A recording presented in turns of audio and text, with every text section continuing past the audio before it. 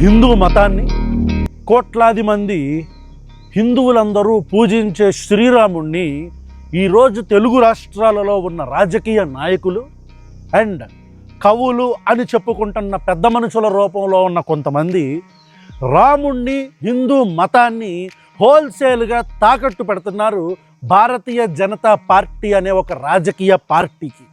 దీనితో పాటు భారతీయ జనతా పార్టీకి శ్రీరాముణ్ణి ఒక బ్రాండ్ అంబాసిడర్గా చిత్రీకరిద్దామనుకునే ప్రయత్నాలు జరుగుతున్నాయి. తద్వారా హిందూ మతానికి తామే ఉద్ధారకులుగా, ఇది ప్రతి రాజకీయ పార్టీలో హిందువులు ఉంటారు, ప్రతి ఇంట్లో హిందువులు ఉంటారు. అత్యధికంగా భారతదేశంలో ఉండే హిందువులు ఈరోజు కేవలం ఒక పార్టీ కనుసన్నల్లోనో పార్టీ ఉంటే కానీ బతకలేని స్థితిలో హిందూ మతం ఉంది అనే ప్రొజెక్షన్ ఈరోజు శ్రీరాముడిని తాకట్టు పెట్టే మాటలతో, శ్రీరాముడిని తాకట్టు పెట్టే ప్రవర్తనలతో ఈరోజు తెలుగు రాష్ట్రాలలో ఉన్న రాజకీయ నాయకులు అండ్ నేను ఇందాక చెప్పిన కొంతమంది కవుల రూపంలో ఉన్న పెద్ద మనుషులు చేస్తున్నారు. రెండు సంఘటనలు. నెంబర్ 1, తనికెళ్ళ భరణి గారు. ఈయన ఒక స్టాంచ్ శివైట్. శివుడంటే చాలా భక్తి శ్రద్ధలతో శివుణ్ణి పూజించే ఒక వ్యక్తి. బయటకు వస్తే త్రిపురం లేకుండా ఆయన వెళ్ళడు. అలాంటి ఒక తనికెళ్ళ భరణి అనే వ్యక్తి ఈరోజు హిందూ దేవతల్ని ఏ స్థాయికి దిగజార్చాడో నేను ఈరోజు మీకు చూపిస్తాను. అంటే నాకు చూడంగానే ఒక్కసారిగా జ్ఞానబల్బు డింగుమని వెలిగిపోయింది. పోస్ట్ చూడంగానే నేను రాముణ్ణి చూడలేదు, కృష్ణుణ్ణి చూడలేదు, ఆదిశంకరుల్ని చూడలేదు, వివేకానందుణ్ణి చూడలేదు, అంటే చూడలేము కూడా. కానీ వాళ్ళందరి అంశాలతో ఉన్న మోదీ గారిని చూశాను, ముట్టుకున్నాను, చేతిని ముద్దెట్టుకున్నాను, నా జన్మ ధన్యమంట. ఇంతకు మించిన నీచమైన, ఇంతకు మించిన దిగజారుడు బతికే ఉంటుందా Tanikella Bharani garu? I have so much of respect for you, but this what is this? ఏంటి దేవుళ్ళ అంశతో నరేంద్ర మోదీ ఉన్నాడా ఏంటి? శ్రీరాముణ్ణి, కృష్ణుణ్ణి ఈ నరేంద్ర మోదీ స్థాయికి దిగజార్చేస్తారా మీరు? సిగ్గనిపించట్లేదా తనికెళ్ళ భరణి గారు? అంటే ఇప్పుడు గరికపాటిలాగా మనం కూడా భజన చేయకపోతే మనకి పద్మ అవార్డులు రావు అని ఫిక్స్ అయిపోయారా మీరు?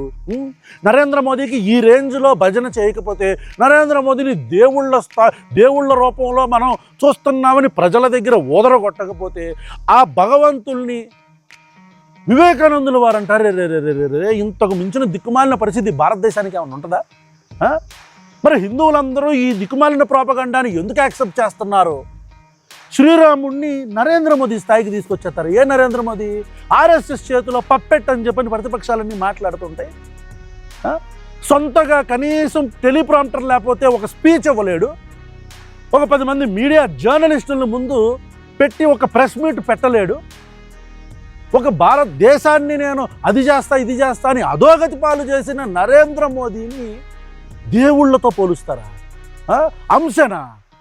ఇంతకు మించిన దిక్కుమాలి. మీకు పద్మశ్రీ అవార్డులు, పద్మభూషణలు, పద్మవిభూషణలు మీకు కావాలనుకోండి, మీరు దయచేసి నరేంద్ర మోదీ కాళ్ళ దగ్గరికి వెళ్ళి భజన చేసుకోండి.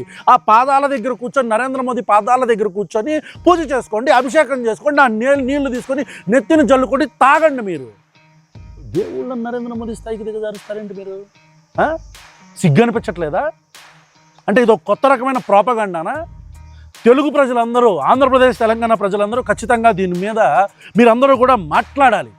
దీని గురించి మీరు ఈ ప్రాపగండా, అంటే రాముడికి అదేదో రాముడు భారతీయ జనతా పార్టీ బ్రాండ్ అంబాసిడర్ లాగా వీళ్ళు ప్రొజెక్ట్ చేస్తున్న విధానాన్ని మీరందరూ కూడా ఖచ్చితంగా ఖండించాలి. ఇదొకటి. ఇదైందా? ఇప్పుడు అంటే ఎందుకు నేను అంటున్నాను, ఎందుకు ఇవన్నీ చెప్తున్నానంటే, శ్రీరాముణ్ణి హోల్సేల్గా తాకట్టు పెట్టేస్తున్నారు. హోల్సేల్గా శ్రీరాముణ్ణి, హిందూ మతాన్ని తాకట్టు పెట్టేస్తున్నారు భారతీయ జనతా పార్టీకి. అంటే భారతీయ జనతా పార్టీ 1980లో వచ్చేదాకా కూడా మరి హిందూ మతం లేదు ఈ భారతదేశంలో. అప్పుడు దాకా హిందువులు బతకలా. మా భారతదేశంలో హిందువులందరూ కూడా దేవుడు అంటే ఏంటో తెలవదు, రాముడు అంటే ఏంటో తెలవదు మాకు. మీరు వచ్చాకే మరి మా అందరికీ దేవుడు తెలిసింది, రాముడు తెలిసింది, సనాతన ధర్మం అంటే ఏంటో తెలిసింది. అమ్మ ప్రాపగండా ఇది అయిపోయిందా? ఇంతకు మించిన దారుణమైన విషయం ఏంటంటే, మా నందమూరి తారక రామారావు గారి ఎందుకు పాపం ఆయన లేకపోవటమే ఈ ప్రపంచంలో మంచిదైంది. ఎందుకంటే నేను లాస్ట్ టైం కూడా నారా భువనేశ్వరి గారితో గారి స్పీచ్ గురించి మాట్లాడుతూ దయచేసి మీ భర్త గారిని మా అన్న నందమూరి తారక రామారావు గారితో పోల్చొద్దండి, ఎందుకంటే ఆయనకి మీరు ఏంటిది పెద్ద పెద్దల పేర్లు చెప్పేసి you can see Nandamuri Taraka Rama Rao, you can see Mahatma Gandhi అని చెప్పని దాన్ని దించేసి మళ్ళీ you can see Nara Chandrababu Naidu garu అని చెప్పని మీరు పోల్చిన ఆ పోలిక ఏదైతే ఉందో అతి హీనమైన పోలికని ఆ రోజు చెప్పా. ఏమంటే మీరు రాజకీయాలు దయచేసి మీరు రాజకీయాల గురించి మాట్లాడద్దు, ఒకవేళ మాట్లాడితే దాని మీద క్రిటిసిజం వస్తుంది. భువనేశ్వరి గారు మా అన్న నందమూరి తారక రామారావు గారి డాటర్గా మీ మీద మాకు మాట్లాడాలంటే మీరు రాజకీయాల గురించి మీరు మాట్లాడరు కాబట్టి దాని గురించి మాట్లాడాలంటే మేము కొద్దిగా ఇబ్బంది పడాల్సి వద్దండి అని చెప్పని క్లియర్గా చెప్పాం. మళ్ళీ ఒక ట్వీట్ అంటే చూడండి, రాముడిని ఎందుకు హోల్సేల్గా తాకట్టు పెట్టాలి అనుకుంటున్నారంటే వీళ్ళు ప్రాపగండా చూడండి.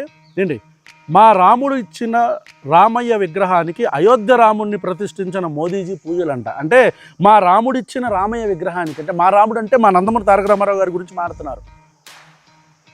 నారా ఫ్యామిలీలోని 3 తరాలకు మర్చిపోలేని తీపి జ్ఞాపకం.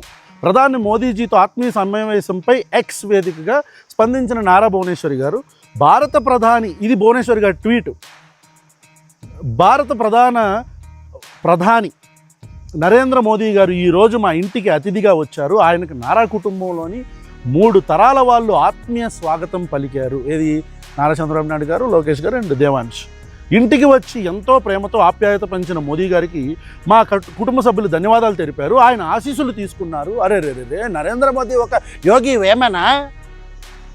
నరేంద్ర మోదీ ఒక ఆది శంకరాచార్యులు బాబా ఆయన ఆశీస్సులు ఇచ్చారండి మీకు? ఓకే సరే, ఇక మీరు ఆయన నెట్ట చూసుకుంటారో మీ ఇష్టం, మాకు సంబంధం లేదు. కానీ మోదీ గారి రాక మాకు ఎన్నో అనుభూతులను పంచింది. ఫైన్. మా తండ్రి తారక రాముడు గారు ఇచ్చిన ఇక్కడ నాకు మీరు నరేంద్ర మోదీకి భజన చేసుకుంటారా, నరేంద్ర మోదీ గురించి మీరు డబ్బాలు కొడతారా భువనేశ్వరి గారు, మీ ఇష్టం అండి. కానీ నందమూరి తారక రామారావు గారి పేరు మాట్లాడితే ఖచ్చితంగా మేము మాట్లాడతాం. చూడండి ఏమంటారో, మా తండ్రి తారక రాముడు గారు ఇచ్చిన శ్రీరామచంద్రమూర్తి విగ్రహాలకి అయోధ్యలో రాముణ్ణి ప్రతిష్ఠించిన నరేంద్ర మోదీ గారి చేతుల మీదుగా నేడు పూజలు చేశాం. ప్రజలకు దేశానికి మంచి జరగాలని ప్రార్థించాం. ఆప్యాయత సార్ దీని గురించి మాట్లాడే ముందు ఏమన్నారంటే, మా తండ్రి తారక రాముడు గారు ఇచ్చిన శ్రీరామచంద్రమూర్తి విగ్రహాలకు అయోధ్యలో రాముడిని ప్రతిష్ఠించిన నరేంద్ర మోదీ గారి చేతుల మీదుగా పూజలు చేశారు. మీ తండ్రి తారక రాముడు గారు ఇచ్చారండి మీకు ఆ విగ్రహం. ఓకే. 1995 సెప్టెంబర్లో మీ భర్త గారు ముఖ్యమంత్రి అయ్యారు. 1996 జనవరిలో అన్న నందమూరి తారక రామారావు గారు చనిపోయారు. అంటే దాదాపు ఒక 4-5 నెలల గ్యాప్. ఈ 4-5 నెలలు ఆయన్ని పదవి నుంచి తప్పించినందుకు గాను, ఆయన్ని మానసిక క్షోభకి గురి చేసినందుకు గాను ఆయన మంచాన్నపడి ఆయన చనిపోయారు. ఇది ప్రపంచం అంతా మీరు అవునన్నా కాదన్నా ఒప్పుకున్న నిజం. ఇది చరిత్ర.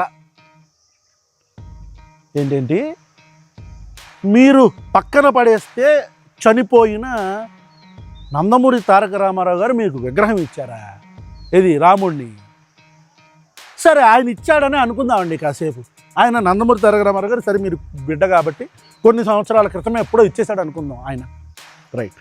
ఇప్పుడు మొన్న ఈ మధ్య నారా లోకేష్ గారు 2023-24 ప్రాంతాల్లో పాదయాత్ర మొదలుపెట్టినప్పుడు చంద్రబాబు నాయుడు గారు, నారా లోకేష్ గారు, దేవాంశు ముగ్గురు కలిసి ఓ పూజ గది దగ్గర నుంచొని దండం పెట్టుకుంటున్న ఆ పర్టికులర్ ఫ్రేమ్లో ఆ శ్రీరాముడి విగ్రహం మీరు చెప్తున్న మా నందమూరి తారక రామారావు గారు ఇచ్చారని చెప్తున్న విగ్రహం ఎక్కడ కనపడలా.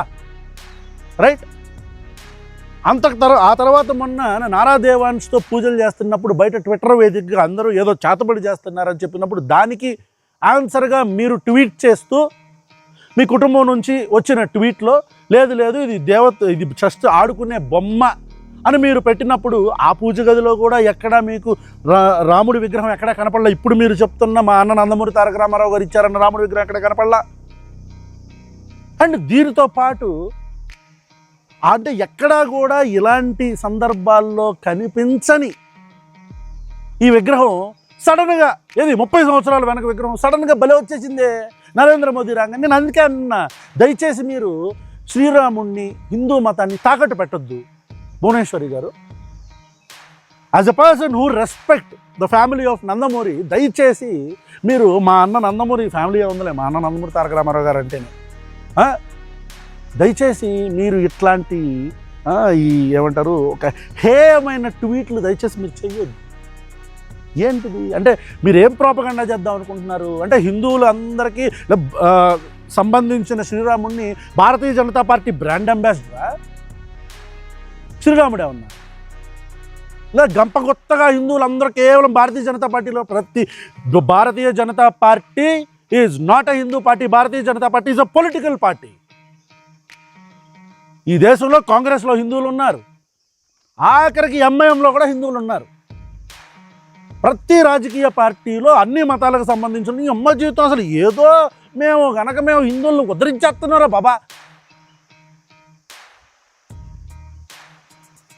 కాబట్టి తెలుగు ప్రజలు, తెలంగాణ ఆంధ్రాలో ఉండే తెలుగు ప్రజలు, ప్రపంచంలో ఉన్న తెలుగు ప్రజలందరూ ఈ ప్రోపగండాని అర్థం చేసుకోవాలని, శ్రీరాముడు ఎవడు అబ్బ సొత్తు కాదని, ఏ రాజకీయ పార్టీ సొత్తు కాదని, హిందువులందరికీ సంబంధించిన ఒక దేవుడిని ఈ నరేంద్ర మోదీ లాంటి ఆర్ఎస్ఎస్ చేతిలో కీలుబొమ్మ అని అందరూ విమర్శిస్తూ ఉంటారు. అలాంటి వ్యక్తి స్థాయికి ఒక దేవుణ్ణి దిగజార్చి లేని నందమూరి తారక రామారావు గారు లేడుగా ఆయన ఏదైనా చెప్పేయచ్చు. మనం పెద్ద ఆయన ఉంటే ఆయన ఇంటర్వ్యూ ఒకటి పడి ఉంటే గట్టిగా అదిరిపోయేది. ఈరోజు ఒక్కొక్కటి కోసాలు కదిలిపోయాయి. Thank you so much.